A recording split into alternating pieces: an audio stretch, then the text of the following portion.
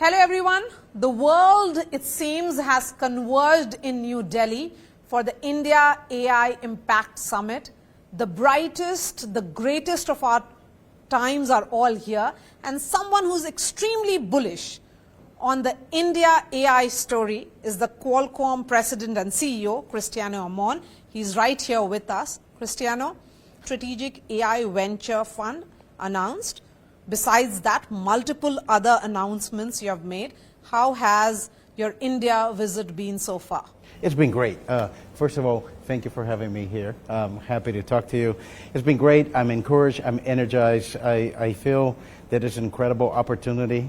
We always believe that AI will be democratized. AI will be everywhere in every device. And I think the opportunity in India is tremendous, especially given the scale and some of the things we have seen in the past, how India has developed the mobile ecosystem. Why would that be different on AI? So that's why I'm very enthusiastic about it. As you said, to quote you, AI is going to be everywhere. In the next 5 years, will AI be something that we use unconsciously? Something that will be there quietly living in our devices, cities, and daily decisions. And if that shift happens, where do you see India? Yes. So it's really important, I think, to understand what's happening with AI to answer this question. I think we're turning the page on the next chapter of AI. There's an enormous amount of investment now building very large data center, and that will continue. And a lot of those data centers, it's creating AI with their factory of AIs, their training, you get all this data. Once AI is created, those models are going to run everywhere.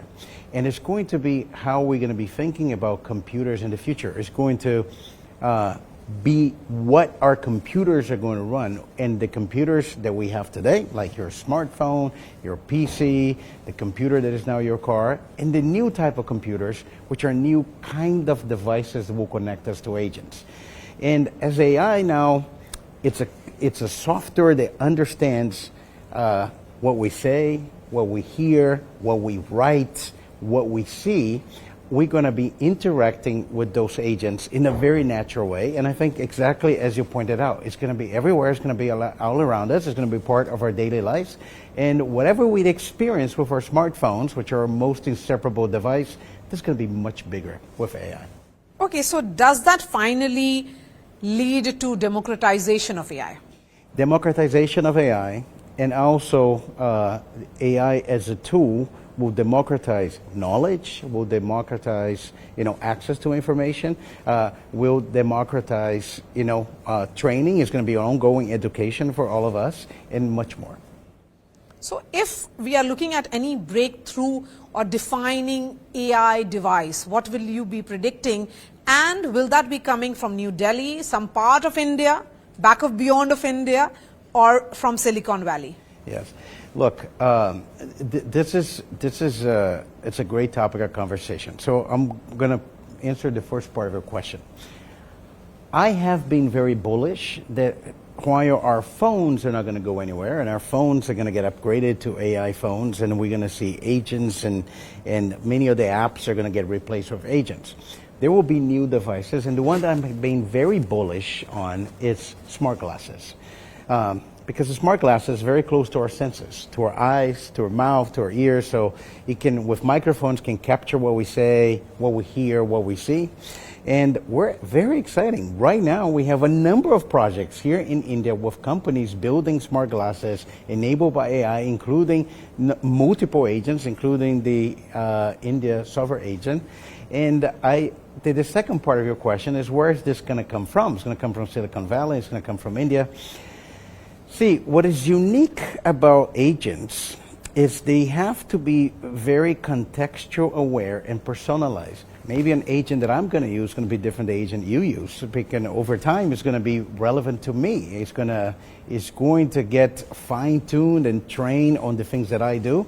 So I think the regional play that exists for AI across many companies, the regional play that exists for culture is very relevant. So I expect the answer will be those devices are going to come from everywhere, and India will have a very important role to play.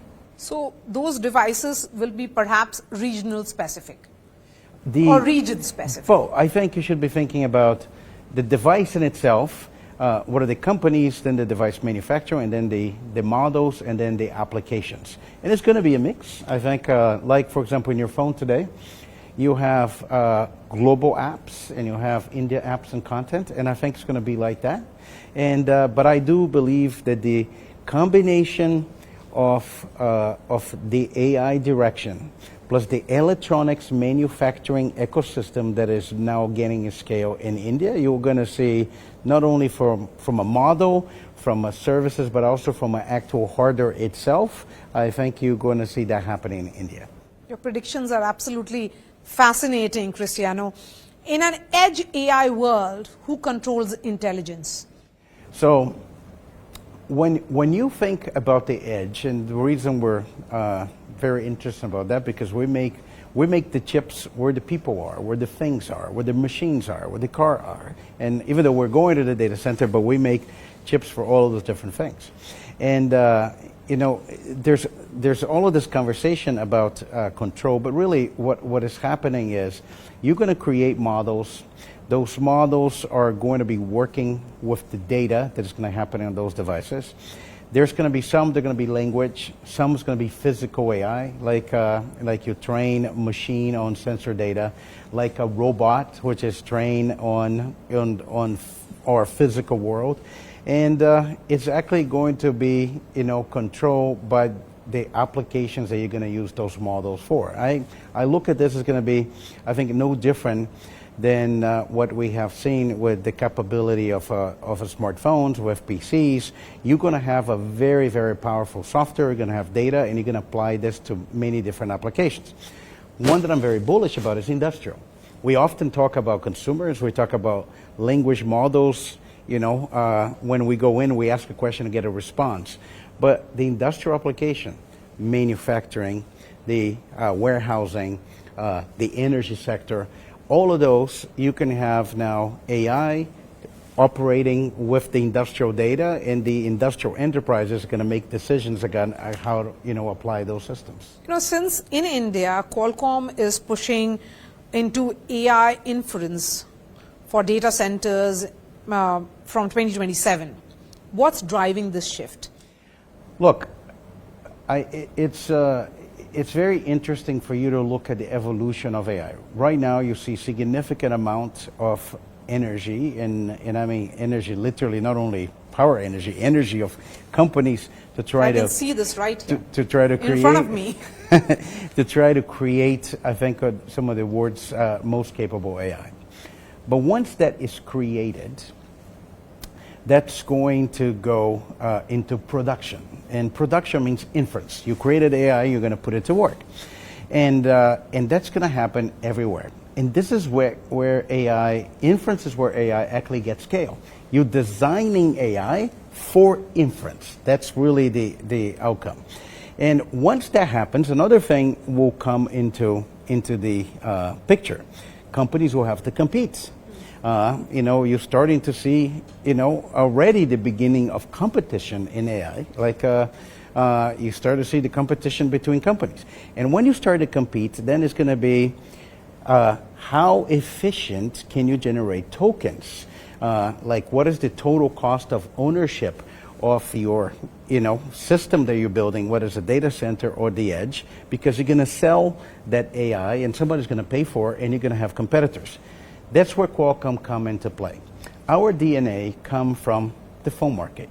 We have designed chips for a battery-powered device. We never had the luxury to assume that our chips were plugged to the wall. We have to be very, very smart about power consumption, because the battery that we had has to last all day and you have to do all the computing.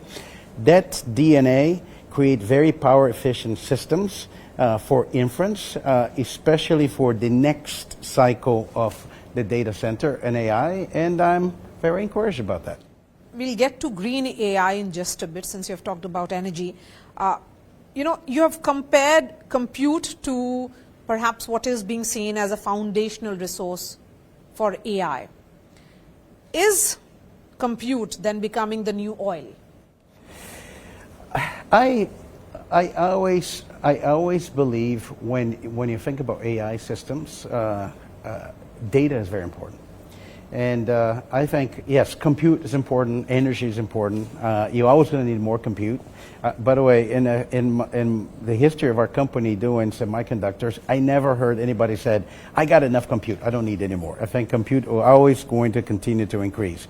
But data is very important. And I want to highlight data probably a little bit different than some of the conversations that you see today. Today, a lot of the data that have been training models, the data that's publicly available on the internet. I think the data of everything's going to be created, by humans today about writing things. Now, let's just go back to that example I gave it to you. Let's say that in the very near future, you're wearing a smart glass. And as you go do your life, you have this smart glass that is seeing what you see. It's listening to your conversations, and assuming that data can stay with you, or you're gonna authorize what you want to authorize. But when you have all that data is massive. Is an order from everyone. Is an order of magnitude more important, I think, and bigger than the data that is available today. So I believe access to that data is very important, how you think about the evolution and the capability of those AI models. And I think that probably the most important thing is still data. In a country as vast as ours, we have often seen AI as opportunity. Prime Minister Modi famously said that you should not fear AI, and as a nation, we are seeing that as our future. Let's address the elephant in the room, and this is about jobs. Will AI create jobs, and will those jobs be at places where disruptions would happen? Every time you have a big technology shift, you have changes, right? And I like to do parallels with the mobile revolution and the smartphone revolution, because that's very near and dear to Qualcomm. So if I look what happened is, you clearly saw when you have access to internet how it changed society and how it was very empowering technology. So I believe what AI is going to do is going to democratize knowledge. You'll be able to, I don't know how to do this, and how do I do this? And you're going to get information. You're going to get information in a much more easier and much more relevant way. We all going to get empowered. We're going to have ongoing training. But the question is still relevant. How would that eliminate all the jobs? And look, while every time technology shifts happen, you create new jobs, some other jobs change. It's really hard to predict. But I'm going to give you my own personal experience. I don't know if that's relevant, but that's how I think about it. This may show my age, but when I just got out of engineering school, and I'm in the school, like I was using computers, what was at the time the internet was just starting, we're starting to use email. And I look at some of the corporations when I went to do internship, and they still have, they show up in the morning to the fax machine, they get all the stuff from the fax, and they're writing intercompany memo and using the typewriter. Then all of a sudden the computer arrived, the internet arrived, the email, everything changed. Did it change many of the jobs? Yes, but actually it was very empowering. I think that's how I think about AI. It's going to be that type of change. I think we have done okay with that type of change in the past, and I think we're going to do okay with this change in the future. How do you define this moment in history?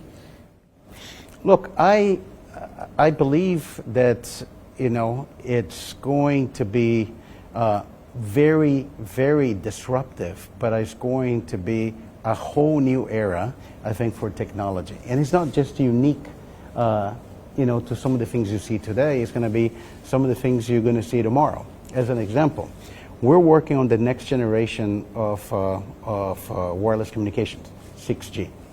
And one of the most exciting things about 6G, it will basically change the telecom sector because of AI in something new. If I go back, and I think you'll remember, the telecom sector was about giving you a line with a dial tone and you make a phone call. Today, it's about massive amount of broadband. Voice is just one application between many. The 6G network with AI is going to be beyond connectivity. It's going to be a sensing network. It's going to sense Everything around us is going to use RF like radar. You're going to know the location of every car, the location of every person. You're going to detect drones. You're going to manage traffic control. You're going to manage traffic. The telecom sector is going to be a whole different sector. This is how defining this AI moment is. It's going to fundamentally change many industries. It's going to be the new industrial revolution. It's going to change productivity. It's going to change telecom. It's going to change many other industries. But that's very exciting. Since you spoke about 6G, how do you see that moving us from connected devices to truly intelligent environments? Yes. Particularly in India's smart cities. Yes. So there will be a lot of activity now as 6G development is getting momentum. But I will give you a consumer example, a smart city example, I think, to your question. We just talk about agents. We're just talking about new devices like glasses. One of the capabilities of 6G networks, the agentic modems, is the ability to have connectivity not only for your phone, but those new classes of devices, and use the context of the sensing network to provide information for agents, for them to be actually more relevant, and more accurate to what you need them to do. At the same time, at the scale of a city, with the sensing, you'll be able to have now a tool that you can actually manage traffic. You can manage aerial traffic, like for example for drones, and it become a very, very important asset for you to actually start creating smart infrastructure. And that's like the new role that we think about 6G networks. What must India necessarily do, Mr. Cristiano Amon, in the next 5 years to perhaps genuinely stay in the global AI and chip supply chain? Yes. If I have to give one advice, I think the strategy is very clear, the vision is very clear. One advice is those things, they are not short-term projects. They're long-term projects. So the execution, you need to be prepared to be on a multi-year journey. Sometimes it's like decades long. But I like what I see. I think I'm very energized. I think the ecosystem of electronics manufacturing is forming here. We're the beginning of also supply chain for semiconductor. As one of the largest fabless companies, we want a very healthy and diversified semiconductor supply chain. And you see, I think now the development of many initiatives to drive those new devices AI. I think the importance is you have to stay with it. Those are decade-long projects, but at the end of the day, it's an opportunity, I think, for India to be a global player, not only local, but a global player in the technology landscape. Because you have repeatedly called India a critical technology market. So in terms of Qualcomm's greater plans, do you see India as a center of future innovation, or is it about semiconductor hub? Look, I don't know if we're the right question for you to ask this, because our history with India is probably as long as the Qualcomm history, themselves. Actually, I am incredibly grateful for our employees in Hyderabad, in Bangalore, in Chennai, in Noida. India has been our second largest R&D hub in the company, and I think we saw, the talent, capability, and the opportunity for innovation in India before it was popular, and we have been on this journey. For example, some of our global chips have a lot of contribution from our India teams. We just announced with the IT minister the 2-nanometer chip, that's been designed by Qualcomm in India. So I think besides being a great market, it is a hub of innovation. I think our fund on AI startups is actually believing that there's going to be a lot of innovation coming out of this market. And if you continue down this path of building the infrastructure, the scale of electronics, it's going to have a significant place, I think, in the global technology landscape. And that brings me to my last question. When you look back towards this decade, what is one thing that you will say that you got right? So it's interesting. I will say that for a company like Qualcomm, even though we're now diversified, working across many industries, we have been into every single generation of wireless, from 2G to 3G to 4G and 5G. And one thing that even before we started, I think we knew we were right. Every new transition creates massive change. The players change, the role of the continents change, and I think this time is not going to be any different. Cristiano Amon, pleasure speaking to you. Likewise. And hope to see you more in India. Thank you for your time. Thank you so much.